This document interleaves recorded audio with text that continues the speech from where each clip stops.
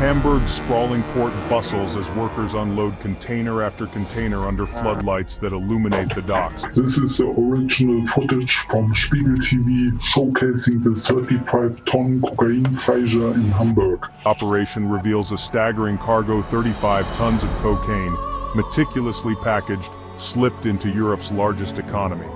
The scandal shakes Germany's law enforcement and sends ripples of fear through political circles.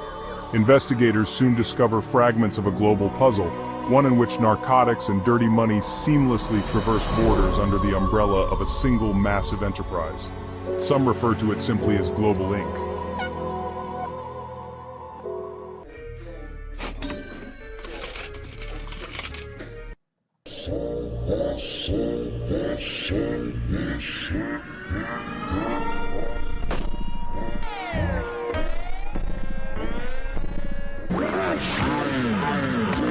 Criminal activity is estimated to generate up to 5% of the world's GDP, nearly $2 trillion that flows into both illegal operations and legal industries through money laundering.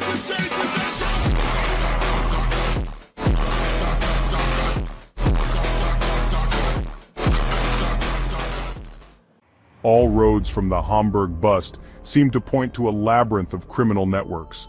Elements of the seized shipment, officials note, carry the hallmarks of South American cartels.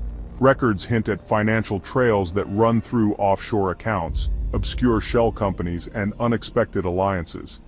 Not far away, in the Netherlands, journalists have been sounding alarms about the so-called macro mafia, a term widely used to describe certain groups funneling cocaine and synthetic drugs through ports like Rotterdam and Antwerp. Public figures in Amsterdam whisper about chilling threats and the murder of crime reporter Peter R. de Vries, a bold, broad daylight attack that underscores how dangerous this trade has become.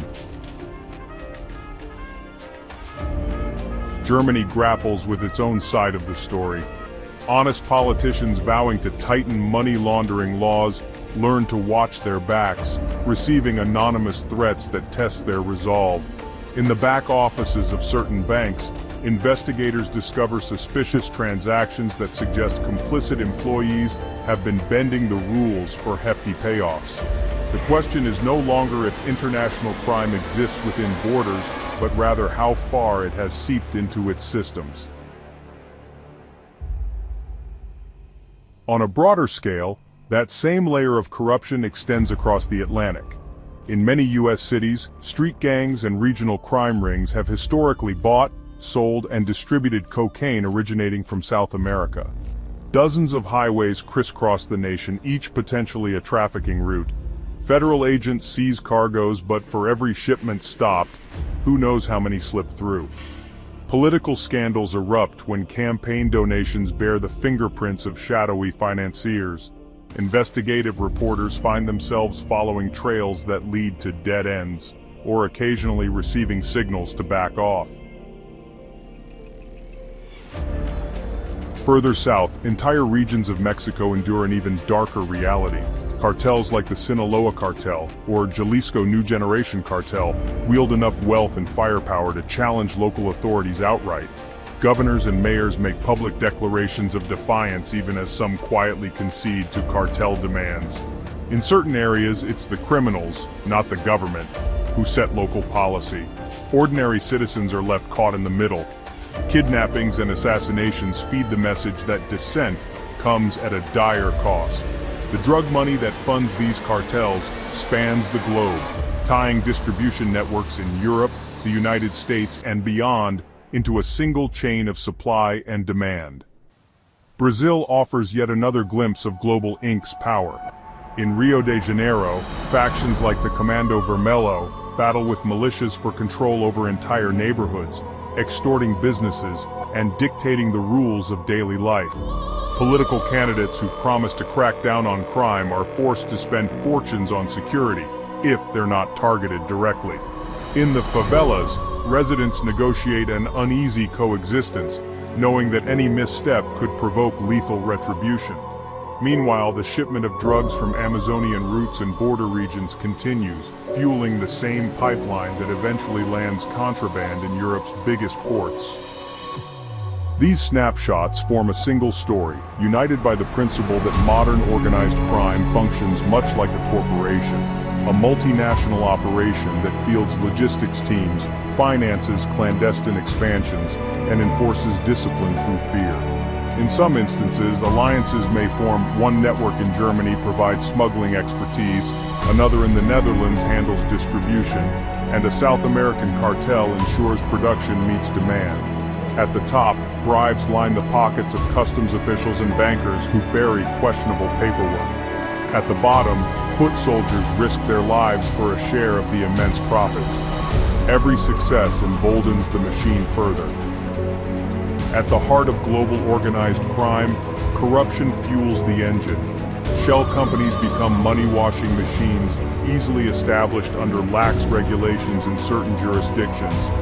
A single official's signature can dismiss an investigation or secure a lucrative contract that benefits a clan or cartel.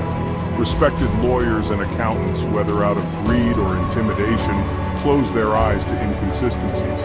Overworked police forces struggle to keep pace with criminals backed by unlimited funds and enhanced by technology that moves faster than any bureaucracy. In this environment, one revelation after another emerges. Another politician compromised, another corporate executive unmasked, another journalist's voice silenced. Yet occasionally, the complex structure of global ink is exposed by large-scale operations or spectacular busts like the one in Hamburg. Such events act as flashpoints, prompting the public to question the tenuous barriers that keep daily life seemingly lawful. They also pressure honest officials and investigative reporters to delve deeper. Each revelation peels away another layer, showing how far these networks reach and how intricately they're interwoven with legitimate commerce. Pockets of resistance arise, citizens marching in protest, whistleblowers daring to speak, cross-border task forces pooling resources in unprecedented ways. Nevertheless, the syndicates adapt. They switch ports, change smuggling routes, bribe new accomplices. Even the largest victories against them can feel fleeting, as if cutting one head off a hydra only spawns two more. Billions flow through these markets, fueling localized violence in Mexico or Rio, financial distortions in Europe, and political corruption across the globe.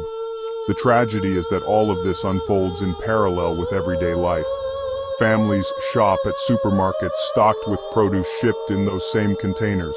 Tourists flock to scenic beaches just miles from battlegrounds where cartels and militias fight over territory. This is the reality of global ink.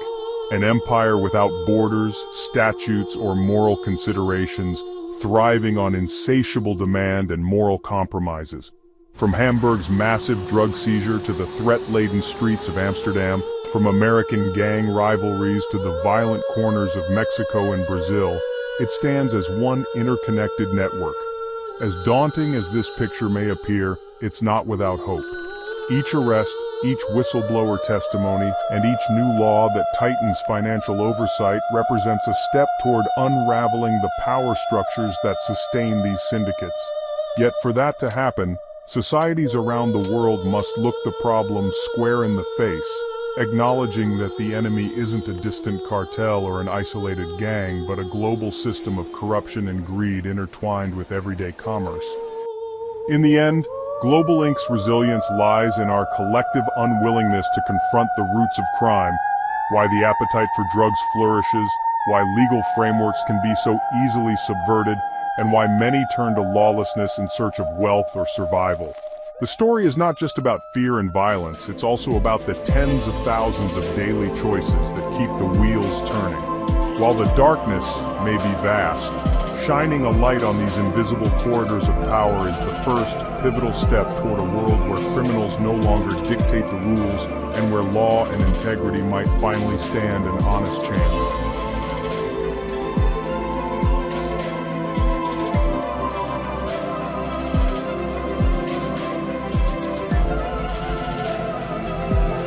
Please comment, like and subscribe if you want to see more of this content.